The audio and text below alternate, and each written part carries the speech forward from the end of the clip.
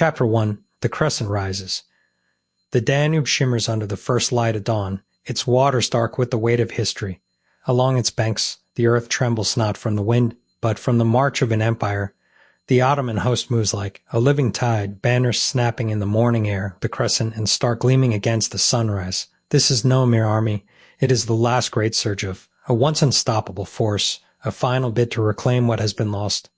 Belgrade, the jewel of the north, stands defiant across the river, its walls, a silent challenge to the storm gathering on the horizon. For weeks, the Habsburgs have fortified the city, their engineers digging trenches, their soldiers sharpening blades. But the Ottomans do not come alone. The Janissaries, the empire's elite, stride forward in perfect formation, their muskets glinting, their discipline unbroken. Behind them, the Spahis cavalrymen clad in mail and periwig with sabers drawn, their horses stamping the earth in restless anticipation. The air is thick with the scent of gunpowder and sweat, the distant cries of muezzins calling the faithful to prayer. This is no ordinary siege. This is the crescent rising one last time. The first cannon fires before the sun has fully risen. The sound is a thunderclap, a roar that shakes the very bones of the earth. Stone and smoke erupt from the Habsburg ramparts, a warning shot that does little to deter the advancing horde. The Ottomans answer with a volley of their own, their artillery a deep resonant growl that rolls across the plain. The city trembles, the defenders brace, and the siege begins. Inside Belgrade's walls, the Habsburg commander, Prince Eugene of Savoy, watches from the battlements. His face is a mask of calm, but his eyes betray the weight of command. He has fought the Ottomans before he descended at Peterwardein, but this is different. The stakes are higher. The empire's grip on Europe is slipping, and if Belgrade falls, the Habsburgs will be pushed back, their borders shrinking like a dying ember.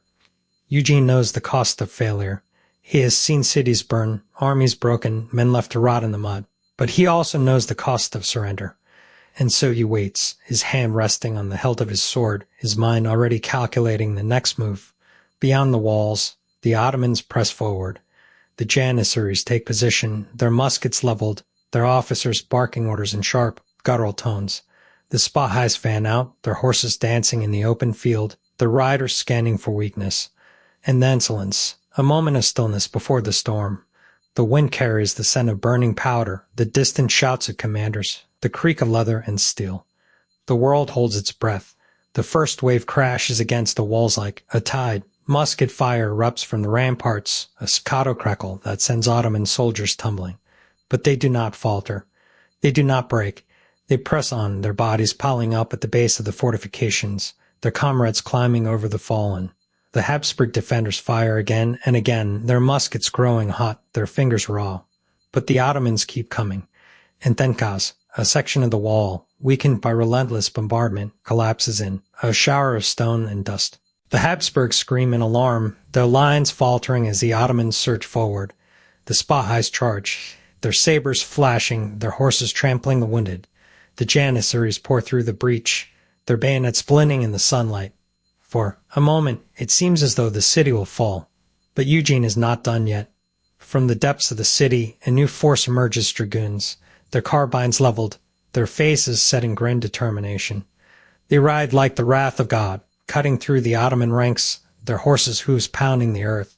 The Spahis turn to meet them, steel clashing against steel, the air filled with the screams of the dying. The Janissaries, caught between the dragoons and the collapsing wall, are forced back, their momentum broken. The battle rages on, a swirling maelstrom of blood and fire. The Ottomans regroup, their commanders shouting orders, their soldiers rallying. The Habsburgs hold firm, their lines unbroken, their resolve unshaken. The city is a battleground, a place where men become ghosts and legends are forged in the heat of battle. As the sun reaches its zenith, the fighting intensifies. The Ottomans bring forward their heavy artillery, their cannons roaring like dragons. The Habsburgs answer with their own barrage, the sky darkening with smoke and debris. The walls shake, the earth trembles, and the fate of Belgrade hangs in the balance. But the Ottomans have one last trick. From the depths of their ranks, a new force emerges like cavalry, their armor gleaming, their lances raised high. They charge, a thunderous wave of horseflesh and steel, their target the heart of the Habsburg defenses. The dragoons turn to meet them, their carbines firing, their sabers drawn. The clash is brutal, the air filled with the screams of men and the cries of dying horses. And then silence. The charge falters. The Ottomans, their numbers dwindling, their strength waning, are forced back. The Habsburgs press their advantage, their dragoons riding forward, their muskets firing, their sabers cutting down the enemy. The Ottomans retreat, their banners lowered, their pride wounded. The siege is not over, but the tide has turned. As the sun sets, the battlefield is a graveyard of the fallen. The Danube runs red with blood, the air thick with the scent of death. The Ottomans have been repelled for now, but the war is far from over. The crescent has risen, and it will rise again. And so the stage is set.